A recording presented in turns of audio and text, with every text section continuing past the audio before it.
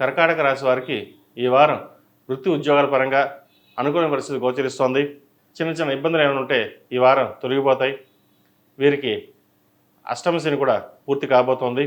అలాగే విదేశాలకు సంబంధించి వ్యవహారాలు ప్రయత్నిస్తున్న వారికి ఈ వారం అనుకూలంగా ఉంటుంది. H1B గ్రీన్ కార్డ్ కోసం ప్రయత్నిస్తున్న వారికి అనుకూలమైన ఫలితాలు గోచరిస్తున్నాయి. వ్యాపార పరంగా చిన్న చిన్న ఇబ్బందులు ఏమైనా ఉన్నా కూడా అవి తొలగిపోతాయి. రియల్ ఎస్టేట్ మళ్ళీ పుంజుకుంటుంది. సూపర్ మార్కెట్స్, వైద్య విద్య, హోటల్ బిజినెస్ వారికి ఈ వారం అనుకూలంగా ఉంటుంది. అయితే హోటల్ వ్యాపారస్తులకు చిన్న చిన్న ఆటంకాలు ఎదురే అవకాశం ఉంటుంది. ఆహార నియమాల్ని పాటించడం ఎంతో ముఖ్యం, లేకపోతే ఇబ్బంది పడే అవకాశం గోచరిస్తుంది. నోటీసులు అటువంటివి వచ్చే అవకాశాలు కూడా లేకపోలేదు. అలాగే ప్రభుత్వ సంబంధమైన కాంట్రాక్టులు, లీజులు మంజూరవుతాయి. రాజకీయ పదవులు ఉన్న వారికి ఈ వారం అనుకూలంగా ఉంటుంది. ప్రజాదరణ పొందుతారు.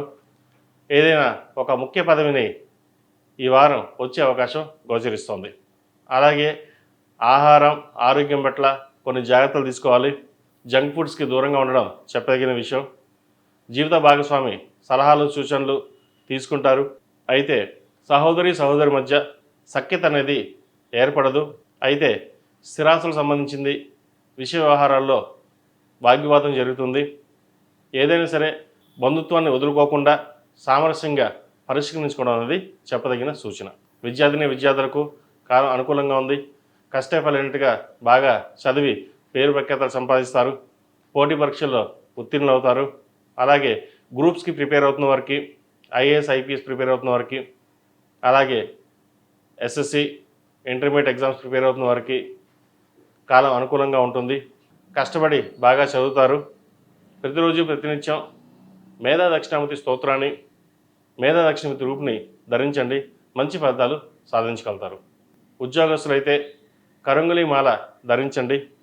ఏదైనా డిస్టర్బెన్స్ ఉన్నా ఫ్యామిలీలో కావచ్చు, ఉద్యోగంలో కావచ్చు, వ్యాపారంలో కావచ్చు, మంచి శుభసూచకంగా ముందడుగు వేయడానికి ఎంతో ఉపయోగపడుతుంది. ఈ రాశిలో జన్మించిన స్త్రీలకు వృత్తి ఉద్యోగాల పరంగా అనుకూలంగా ఉంటుంది. అయితే సహోద్యోగులతో కొన్ని జాగ్రత్త వహించాలి. మాట పెరిగి ఉద్యోగం పోయేంత వరకు పరిస్థితి తీసుకొచ్చే విధంగా ఉంటుంది. వ్యాపారపరంగా కూడా చిన్న చిన్న ఇబ్బందులు అనేవి ఏర్పడుతుంది.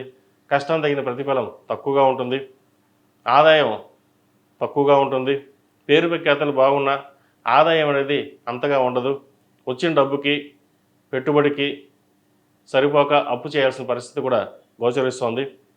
వ్యాపార పరంగా ఏవైతే అడ్డంకులు ఉన్నాయో అవి తొలగిపోకుండా కొన్ని ఇబ్బందులు కూడా ఉండే అవకాశం గోచరిస్తోంది. వాటి విషయంలో కొన్ని జాగ్రత్త వహించండి. వివాహాది శుభకార్యాల విషయంలో కొంత జాప్యం జరుగుతుంది. అలాగే జీవిత భాగస్వామితో కూడా చిన్నపాటి విభేదాలు వచ్చే అవకాశం ఉంది. సప్తమాధిపతైన శని అష్టమంలో రవితో కలుస్తున్నారు, అస్తంగతమయ్యారు. మాట పెరగకుండా ఏదైనా విషయ వ్యవహారాలు ఉంటే నిదానంగా కూర్చుని ఆలోచించి ముందుకెళ్ళడం అనేది చెప్పదగిన విషయం. ఏది ఏమైనా సరే సంతానపరంగా అభివృద్ధి బాగుంటుంది.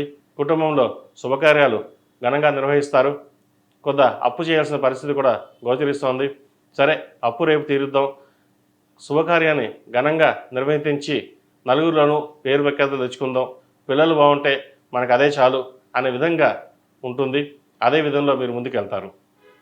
అలాగే విదేశీ వ్యవహారాలకు సంబంధించి అక్కడ ఉద్యోగం చేస్తున్న వారికి అనుకూలమైన విషయాలు ఉన్నాయి.